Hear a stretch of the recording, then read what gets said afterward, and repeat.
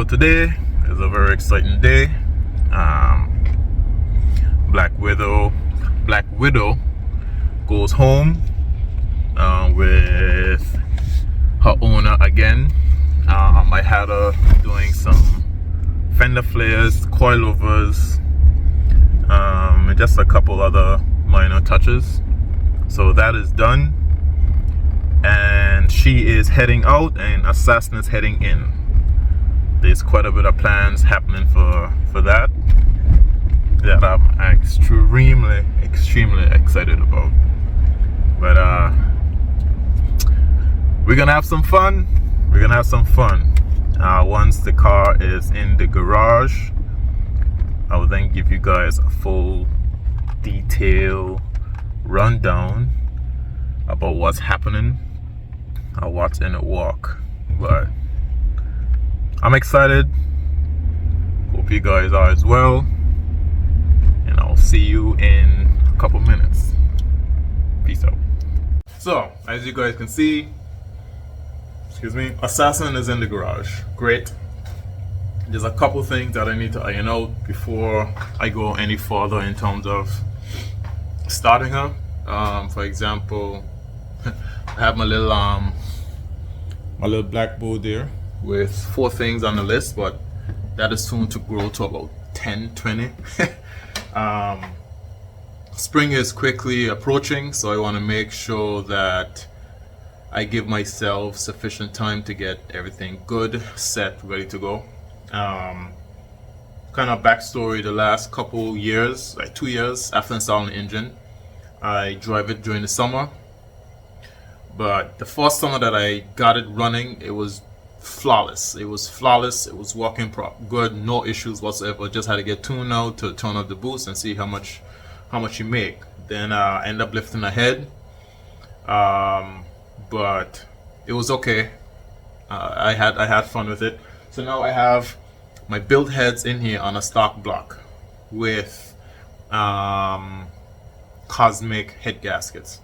So the car is good. The issue that I'm having now is spark. I did not hook up the wire in the coil packs. I had someone else do it.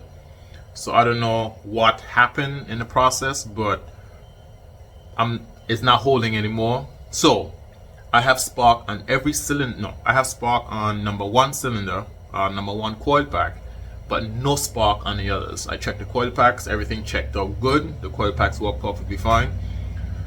So I need to rewire all my coil packs, and then I can retest them with the computer, make sure everything is firing. And another thing that happened was when I moved my fuse box, I removed one of the fuses. Didn't think I needed it, but apparently that was for the climate control lights, and that was then wired into my DCCD Pro power as the ignition turned on. So now I don't have any DCCD controller powered up. God knows what else that powered though. So I am going to get this figured out right now. But the main thing, well, what I'm doing right now, which you guys are going to see, is I'm going to install the fuse. I have it somewhere here, but I'm going to install the fuse and then hook up the battery to the car and see if everything lights up. If it does, then we'll move on to the wiring. Alright, let's go.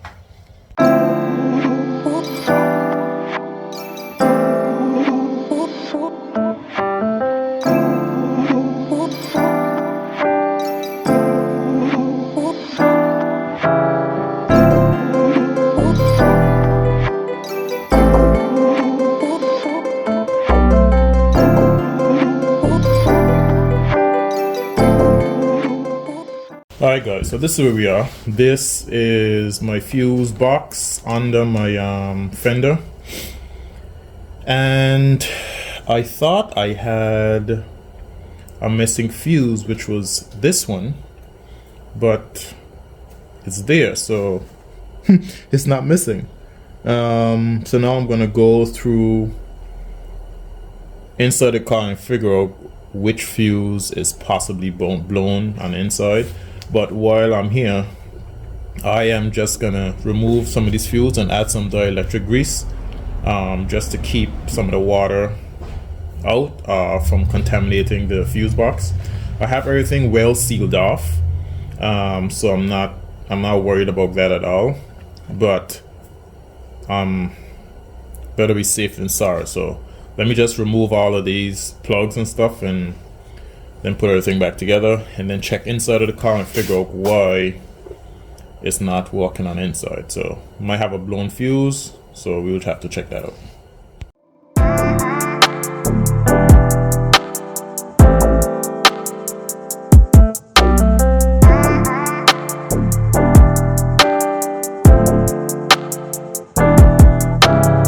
Alright, so everything is now set. Now I get to put this thing back together. Have to run some new zip ties.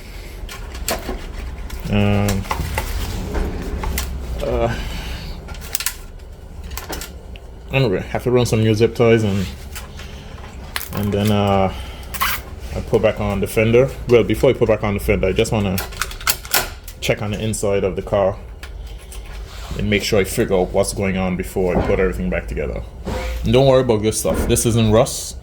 I put some anti-rust stuff on it. As you can see, it comes right off. Just to keep that dealt with.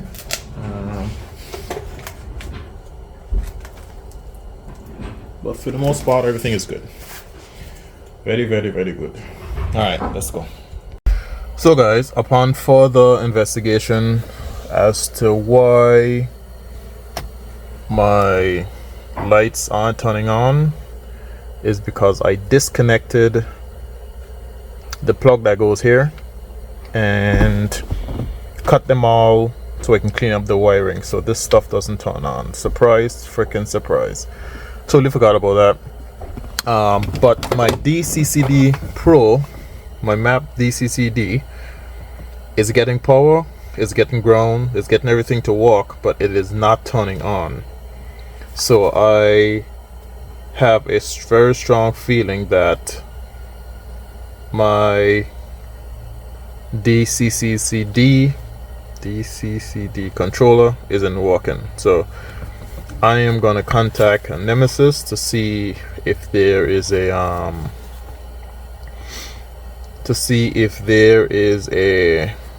any warranty on it, because I only had it in the car since last summer. So I need to figure out what is up with it. And my cigarette lighter, that blew, so I have to replace that. I am gonna need that because I have a portable charger piece that connects to that goes into my laptop, so I have constant power to it, and I can charge my phone. So for the most part, the only thing that I have to fix is get replaced is the DCCD, which all the wiring is there, so it's just a matter of plugging in and plugging out the new stuff. Regarding this, I have to, instead of ordering one, I'm just probably going to go to the junkyard and see if I can get one of those. So now it's time to, as you guys see under there, I need to clean up that wiring and get everything back to where it should, and we go from there. All right, let's get this baby back together. All right, so wiring is all cleaned up. Have a couple things here to install. These are for my white line brackets for my what the hell, I don't have grease in my hand. What the heck, this thing keep falling out? These are mounts for my sway bars, the rear. So I'm gonna tackle that at some point, just not today.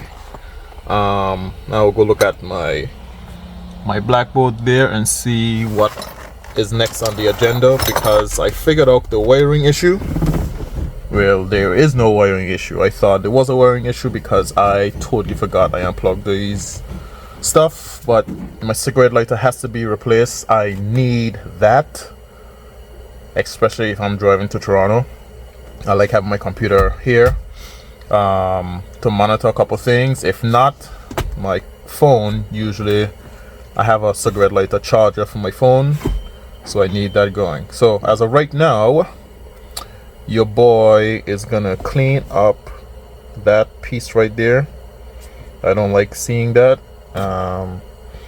Get rid of some of this garbage, all these bolts and nooks and crannies, get rid of those, and just sort of get the car really cleaned out. Hope you can see me. Black on black, don't crack, bro. There we go, you should see me now. So I'm gonna go and get this car cleaned out. I'm gonna set the phone down, just put on time lapse, and oh yeah, I need to put a bumper. I need to put the fender back on. So let me do that, and then I'll show you guys the next thing on the agenda. Anyway, talking a bit. You know, it actually blows my mind how freaking wide these wheels actually are. Holy smokes! Look at that. The rear is just as wide, but because I have the fender flare on it, it doesn't look like it, but man, it's wide. I like it like that. Yeah, man.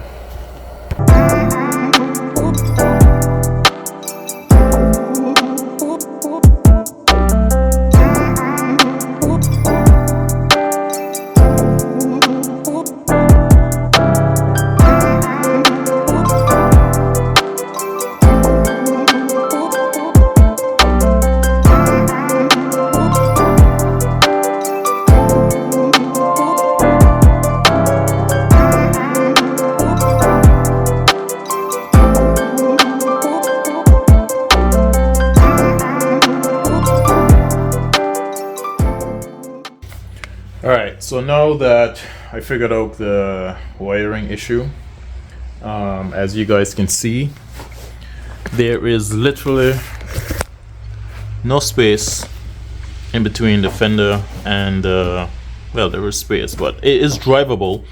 But when I lock the wheel either or, it rubs on the fender. Well, it rubs on something. I should probably just turn it and see what it rubs on, but I still want to take it up at least a 1/4 inch.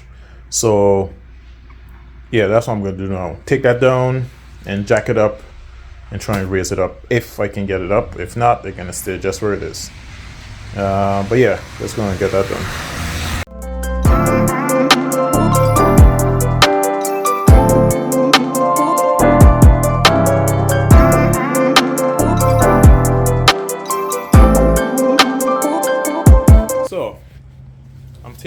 I put my wheel back on after raising it. And I'm gonna tell you guys, if any one of you get new suspension in, remove the bottom section, lube that up, and slide it back on. I had these on now for going 2 years, and that was like butter. I highly recommend you guys do that. But what I realized is that I straighten the wheel, and as you can see there, she's straight. She is pretty straight. The wheel with the fender. However, on this side, she's turning. That is why I've been eating out my tires like a madman. So what I'm gonna do here, I'm not even sure. I'm not sure if I'm gonna do that right now, but I'll add it to my list of the things that I need to get done. Driver, I think that's a tie rod. Driver tie rod.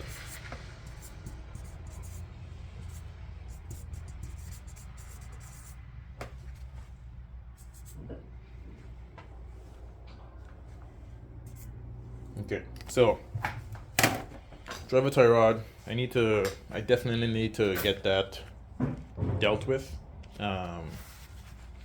But that explains a lot because I have been eating out my past 2 tires. I mean, these suckers won't last through 3 months of driving, but the other ones lasted about 3 months of driving, and then she wasn't happy. So what I'm going to do now is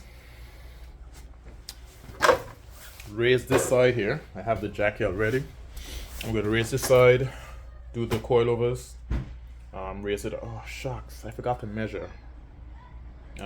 Okay, well, I won't film this, but I have to go on the other side, measure that, come back here, and have that solid up. So let me just deal with that now, and then see if I can adjust the tie rod since I'm here. I have about 20 minutes before I have to go. So let me just do that right now.